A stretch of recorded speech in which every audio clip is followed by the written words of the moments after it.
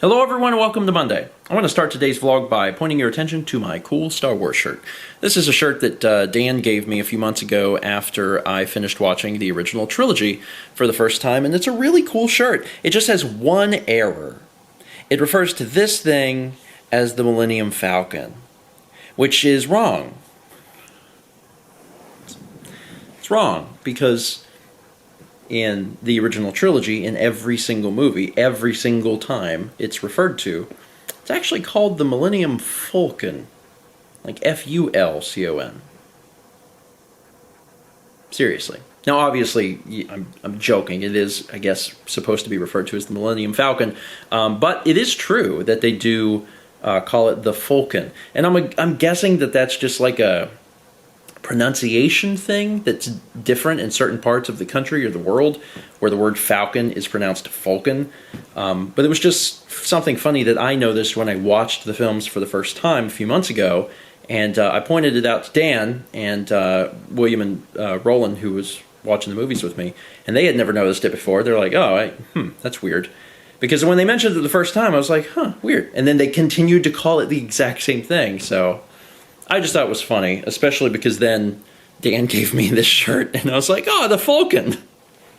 Just a little fun joke for Star Wars people, which is nice to make because I can make the jokes now. I've seen the films. So today, I wanted to talk a little bit about a few things that are all kind of combined. First things first, take a look at this living room. Probably doesn't mean much to you, but we've moved things around and cleaned some stuff up. We had some cables running. The stream box was on top of that table, but the table was like out here, and Mal was like, you could probably put that over that. And I was like, oh, that's a good idea. So now that's got more of a permanent space over there. And we're trying to do our best to make sure that we utilize the space as best we can, because there's a good possibility that we're probably not going to get out of this house this year. We want to own our own home. We would very much like that. We're currently renting. We've been renting here for 2.5 years, and then before here we were in an apartment for 4 years, and before that we were in an apartment for 8 years. So we've been renting going on 8 years, and we would like to own our own place. I don't think it's going to be in the cards this year. Maybe. But one of the good things about not having a place yet is that we've continually learned more about ourselves and what we want in a house. And the thing that's interesting is that that's evolving. And that's been evolving pretty majorly just this year. As you may know, 2019 has officially or unofficially become the year of production. And that's really opening our eyes to some space issues. We already knew that we needed more space. That's one of the horrible plights of being a game collector, is that we've done a great job collecting games. You guys have been awesome and sent us games. The games have been not only a fun thing to collect, but also has helped raise a ton of money for charity, which is awesome, but they take up physical space. And we need an ever-increasing amount of physical space. Right now we can still get the games on the shelves, but we're to the point now that we have to double stack them. So everything in the back of the shelf can't even be seen, which is really unfortunate. So we already knew that we needed more space for games. In our next place, which will hopefully be owned and not rented, we would have a much bigger game room with bigger shelves that hold more games. But there's a lot of other aspects of a home that we're thinking about as well, and a lot of them have to do with production. With streaming being something that we want to do more of, we're starting to think about that, how the room would be set up, not just to record, games where we're recording with just our audio, but how they would be set up for streaming, if there would be lights, if there would be, a couch. So right now in the office, we took out the futon, so we don't have anywhere to sit in there. We're thinking about, well, if we had our own place, what would we do with that space? Would there be a dedicated space for streaming? And it's possible, because that's becoming more and more of interest to us. Same thing with Breakfast Stream, actually. There's a lot of homes that have like breakfast nooks, and we've talked about how we would probably set that up to be like a permanent installation where we don't have to tear stuff up and tear stuff down. There would just be spots that were for production. I've mentioned before about how awesome it would be to have, a dining room table that was basically a big game table for things like D&D or whatnot, and having mounts in the ceiling that were for things like lights or microphones, things like that. So, are these dreams kind of big? Yeah.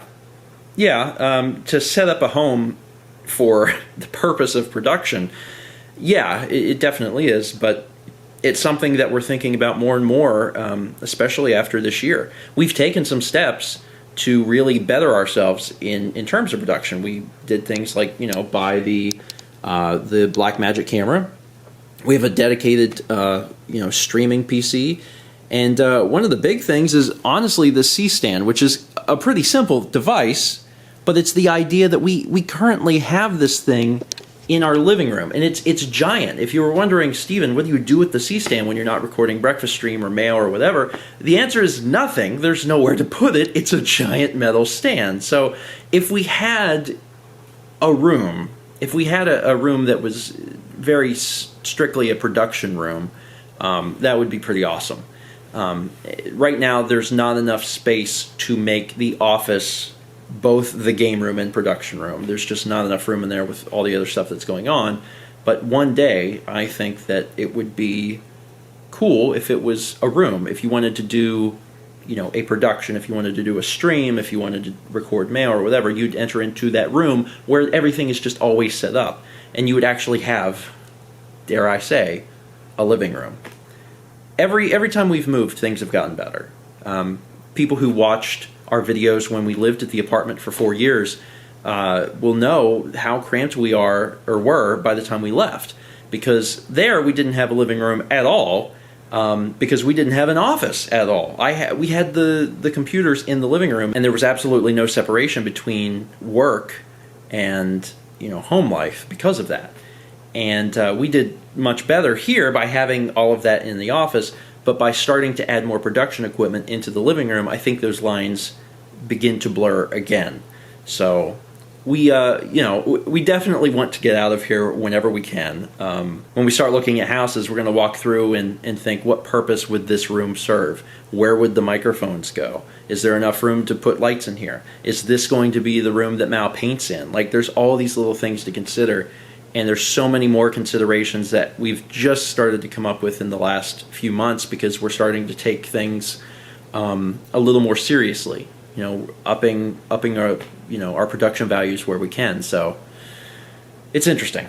It's stuff to think about, and I hope that we can get out of here this year. We'll see. Once we get past tax time and talk to a bank, then we'll see where that leads. But in the meantime, we're making do with what we have. We're trying to give ourselves enough space in here, and we are living with a C-stand above our heads. But things sound good, and that's important. As we near the end of the Kit Kat Challenge, today we have a purple one. What is this purple one? I think it's purple sweet potato or yam. It's purple cupcake. It is purple, like pastel purple. It smells good. What is that? What flavor is that? Sweet potato. Oh. I think. Maybe. Honestly, it was really good. It was good. It had a picture of a cupcake on it. I think it's a tart. Well, it tasted like a cupcake. It was just, there wasn't much of any particular flavor to me. It was just sweet. Yeah, I agree. It was like, oh, good, sweet. Like if you took the chocolate portion out of the Kit Kat, like if you drained it of its chocolate and there was just sweetness, not inherent to the chocolate. Yeah, that's what I it was. agree. It's weird. Good. It was good. It's just, strange. Yeah, it was. Anyway, that's it for today. Thank you so much for watching. And as always, let's meet back tomorrow, shall we?